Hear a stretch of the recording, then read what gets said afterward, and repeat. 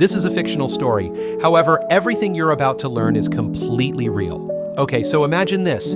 You're sitting in a federal building, fluorescent lights, bad coffee, two agents across the table from you, and they slide a folder across. Inside that folder is everything.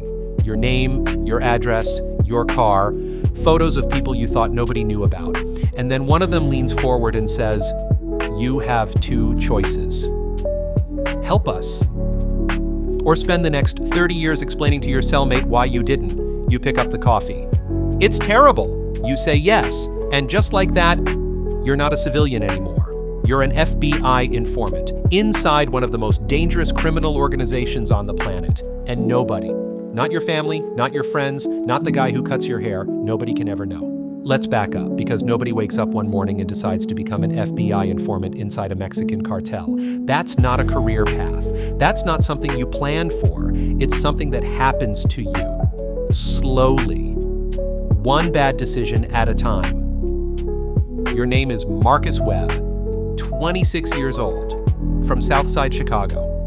You were smart, like, actually smart. Everyone said so. Your maths teacher said so. Your coach said so. Your grandma said so every single Sunday at a volume that made everyone at church uncomfortable. You got a partial scholarship to study accounting at DePaul. Accounting, because numbers made sense to you in a way that people sometimes didn't. You finished 2 years, then your mom got sick, and the hospital bills got bigger than the scholarship, and you had to make a choice. So you went home, and home on the South Side in 2019 had its own economy, its own rules, its own job market, and a guy named Ray who had been watching you since you were 15 and always said the same thing every time he saw you. "You're too smart to be this broke, Marcus."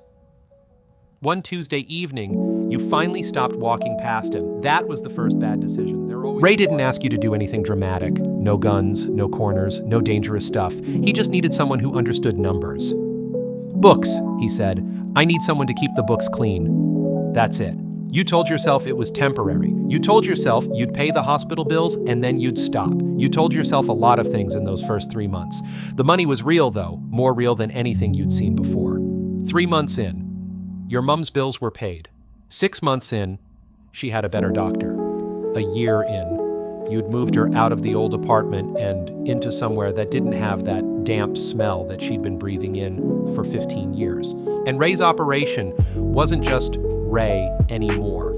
Ray was connected to people connected to people connected to an organization that moved product from Sinaloa, Mexico, through Texas, through Chicago, to half the city. And your books, your clean, careful, beautiful books, were part of that machine.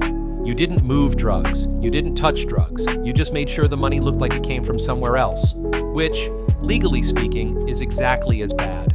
You didn't know that yet. 6:47 Wednesday morning. 2 knocks. You opened the door in your socks, dark suits, a badge, a laptop with your spreadsheets on the screen, your formatting, your specific way of labeling columns. You poured 3 cups of coffee, sat down, had the most important conversation of your life at 6:52 in the morning. Agent Diaz explained everything clearly, what you had to do, what happened if you told anyone, what happened if they found out before the case closed. She said, "If they find out, we will do everything we can to protect you. Everything we can. Not, we will protect you. Everything we can." You heard the difference. You signed anyway. Your mom needed her medication refilled on Friday. Monday morning, you went back to work. Same desk, same spreadsheets, same coffee, except now there was a wire.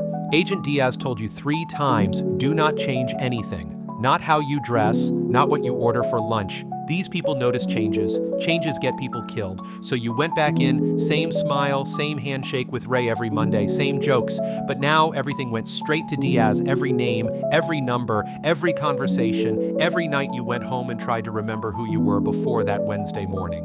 It got harder after the first week. 8 weeks in, Ray said there was a meeting. People from down south, Texas, connected directly to Sinaloa. Clean house outside San Antonio. 3 men. One did all the talking. Eduardo, calm, educated, better at the numbers than you. Sitting across from him going through quarterly figures like 2 legitimate accountants, you understood something for the first time. These weren't movie villains, they were professionals in a different industry. That made everything more frightening, not less. Week 14, Ray called on a Sunday.